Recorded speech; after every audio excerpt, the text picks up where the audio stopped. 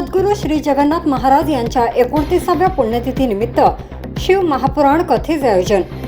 सद्गुरू श्री जगन्नाथ महाराज नंदेश्वर देवस्थान वणीच्या वतीने वंदनीय सद्गुरू श्री जगन्नाथ महाराज यांच्या पुण्यतिथीनिमित्त शिव महापुराण कथेचे तसेच धार्मिक कार्यक्रमाचे आयोजन स्थानिक सद्गुरू श्री जगन्नाथ महाराज नंदेश्वर देवस्थान येथे दिनांक 20 मे ते 27 मे 2025 या कालावधीत 7 दिवसीय पुण्यतिथी महोत्सवाचे आयोजन करण्यात आले आहे. या शिव महापुराण कथेला भाविक भक्तांनी भरभरून प्रतिसाद दिला. दिनांक 20 मे रोज मंगळवारला पहाटे नंदेश्वर देवस्थानच्या अध्यक्षा श्रीमती गयाआई रुदाजी देरकर यांच्या शुभ हस्ते घटस्थापना करण्यात आली. त्यानंतर अखंड वीणा प्रारंभ झाली. त्यानंतर हरिभक्त पारायण कृष्णाजी देहारकर महाराज, हरिभक्त पारायण आनंदराव राजूरकर महाराज, हरिभक्त पारायण लक्ष्मणराव भगत महाराज, हरिभक्त पारायण विठ्ठलराव रेवडे महाराज यांचे ज्ञानेश्वरी पारायण व काकडा आणि हरिपाठाला सुरुवात झाली. या पुण्यतिथी महोत्सवात काकड आरती, भजन, सामुदायिक ज्ञानेश्वरी पारायण, शिव महापुराण कथा, माऊलीचा हरिपाठ, हरिजागर असे दैनिक धार्मिक कार्यक्रम या पुण्यतिथी महोत्सवात संपन्न झाले. श्री संत चरित्र कथा प्रसिद्ध युवा प्रवक्ता हरिभक्त पारायण केशवानंद चवरे महाराज यांच्या सुमधुर वाणीतून शिव महापुराण कथेला प्रारंभ झाला. त्यानंतर ग्रंथपूजनाला व वंदनाला सुरुवात झाली. अनेक भाविक भक्तांनी सद्गुरू जगन्नाथ महाराज तसेच चवरे महाराज आणि ग्रंथाचे दर्शन घेतले व पूजा अर्चना केली. त्यानंतर महाआरतीला प्रारंभ झाला. यजमानपदी विराजमान असणारे गिरीधर पाटील देरकर, सुमनताई देरकर व आमदार संजय भाऊ देरकर, किरणताई देरकर यांच्या शुभ हस्ते महाआरती संपन्न झाली. यावेळी अनेक भाविक भक्त महिलांना सुद्धा या आरतीचा मान मिळाला. नामवंत वाद्यवृंद, आकर्षक झाकी तसेच मीनाक्षीताई देरकर व जगन्नाथ माहुलींच्या सर्व सखींनी उत्कृष्ट हरिपाठाचे सादरीकरण करून अनेकांची दाद मिळवली. या क्षेत्रात प्रथमच महिला सखींनी सहभाग घेतल्याने संपूर्ण स्तरावर या महिला सखींचे कौतुक होत आहे. या पुण्यतिथी महोत्सवात संत खेमराज महाराज, संत खोके महाराज, संत वित्तू बाबा, संत सोनामाता या साधू संतांची प्रमुख उपस्थिती होती. पुण्यतिथी महोत्सवाचे आयोजन, नियोजन आणि त्याचे महत्त्व तसेच शेकडो महिला सखींनी प्रथमच हरिपाठ सादरीकरण करण्यासाठी घेतलेला पुढाकार कौतुकास्पद असल्याचं यावेळी हरिभक्त पारायण केशवानंद चवरे महाराज व सौ किरणताई देरकर यांनी वणी न्यूज एक्सप्रेसशी बोलताना म्हटलंय. या पुण्यतिथी महोत्सवाला 29 वर्ष पूर्ण झालीत.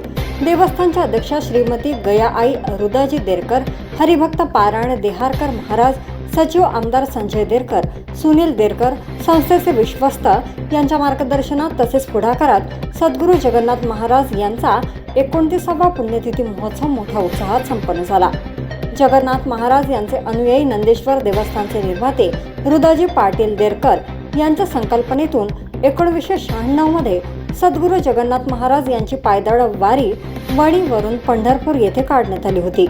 तेव्हापासून ते आजपर्यंत या वारीला खंड पडू न देता ही पायदळ वारी दरवर्षी नंदेश्वर देवस्थान वणीवरून गयाआई देरकर यांच्या नेतृत्वात पंढरपूर येथे काढण्यात येते.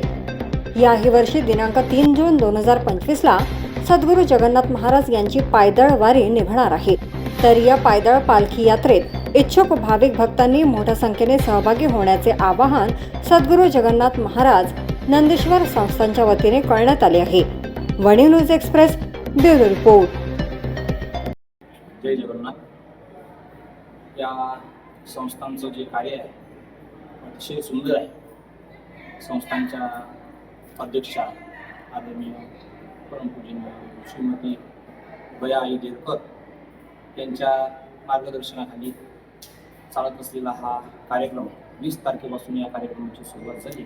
अतिशय सुंदर पद्धतीने हा कार्यक्रम हे संस्थान राबवत आहे आणि अशा अनेक शाखा या संस्थांच्या आहेत.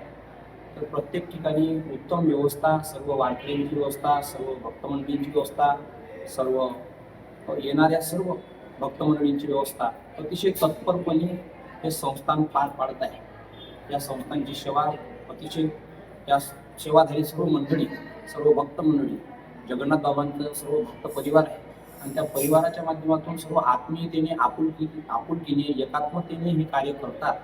त्याकरिता आमचे लाडके आमदार आदरणीय संजय भाऊ देरकर यांच्या मार्गदर्शनाखाली यांच्या सहकार्यानं हा कार्यक्रम उत्तुंगरित्या अतिशय सुंदर पद्धतीने पार पडत आहे. त्याचप्रमाणे आदरणीय किरणताई देरकर यांच्याही सहकार्यातून, यांच्याही प्रमुख उपस्थितीतून सुंदर पद्धतीने हा कार्यक्रम या ठिकाणी पार पडत आहे. यामध्ये सकाळी काकळा असेल, ज्यांच्या मार्गदर्शनाखाली काकळा, हरिपाठ, ज्ञानेश्वरी पारायण हे सर्व चालतंय. ते म्हणजे गुरुवर्य दिव्य तेज तपोनिधी अखंड बालब्रह्मचारी व्रत, म्हणजे वारकरी संप्रदायातील भीष्माचार्य त्यांना म्हणायला हरकत नाही. ते म्हणजे कृष्णाजी महाराज बिहारकर बाबाजी, त्यांच्या माध्यमातून, त्यांच्या मार्गदर्शनाखाली, त्यांच्या नेतृत्वाखाली हा कार्यक्रम चालतो. या कार्यक्रमातील विशेषता म्हणजे की जवळपास 50 ते 60 महिला मंडळ आदरणीय श्रद्धेय आमच्या मीनाक्षीताई देरकर यांच्या नेतृत्वाखाली हरिपाठ मंडळ, सर्व महिला भगिनी, सर्व महिला मंडळ त्या ठिकाणी सुंदर पद्धतीने उत्कृष्टरित्या पावल्या वगैरे टाकतायत आणि सुंदर असं त्या ठिकाणी हरिपाठामध्ये त्यांचं सुंदर संगीतमय त्या ठिकाणी ते वातावरण, सुंदर पावली आणि बिलकुल असं वाटतंय की पंढरपूर सारखंच वातावरण या ठिकाणी त्यांच्या माध्यमातून झालेलं आहे. सर्व महिला भगिनी, त्याचप्रमाणे सौ मीनाक्षीताई देरकर यांच्या नेतृत्वाखाली हे हरिपाठ मंडळ सुंदर अशा पावल्या वगैरे करतायत.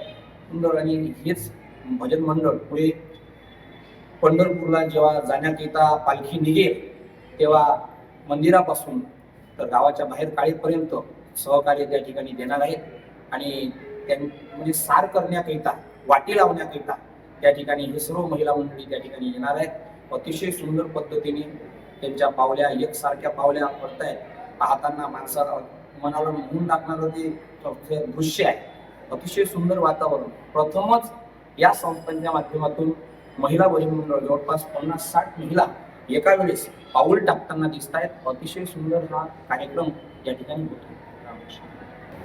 वंदनीय विदेही संत सद्गुरू जगन्नाथ महाराज यांच्या पुण्यतिथी महोत्सवाच्या निमित्ताने हरिभक्त पारायण केशव महाराज गौरे यांच्या सुश्राव्य वाणीतून शिव महापुराण कथा या जगन्नाथ महाराज नंदेश्वर देवस्थानवाडी येथे आयोजित केलेली आहे.